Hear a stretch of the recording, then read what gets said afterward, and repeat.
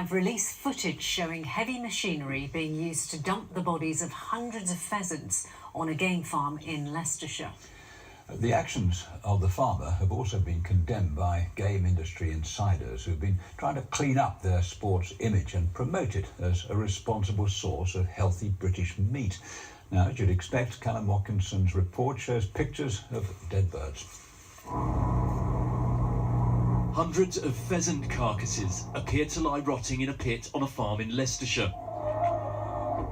A digger approaches and unloads hundreds more. This footage was obtained covertly by animal rights activists. They say it is proof that the British shooting industry is out of control and needs its wings clipped. Literally millions of these non-native birds are released into the wild, and then gamekeepers then shoot, trap and snare our native wildlife in order to protect these birds. So every aspect of the shooting, there's cruelty involved, and then eventually they're released and then blasted out the sky and then dumped in pits like the one behind us. Campaigners claim dead pheasants across the country are being discarded whole, shot in such numbers that supply exceeds demand for their meat.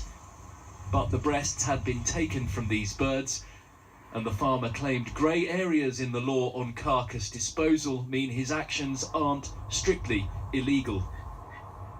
Legislation that's been in place since 2013 states that, generally speaking, animal carcasses should be disposed of in an incinerator.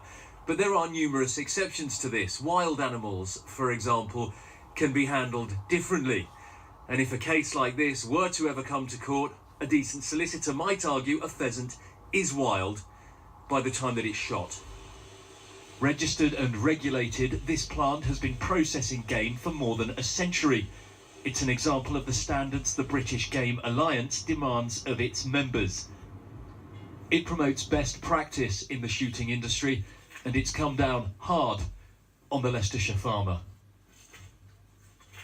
The British Game Alliance is deeply shocked and condemns the actions of this footage. And as the industry regulators for best practice, is everything that we're trying to stamp out and ensure actions like this doesn't happen again. Tens of thousands rely for their jobs on the shooting industry, which is worth a claimed £2 billion, and bad publicity will worry them. The farmer says he hopes his public shaming will warn others to dispose of carcasses properly. Callum Watkinson, ITV News.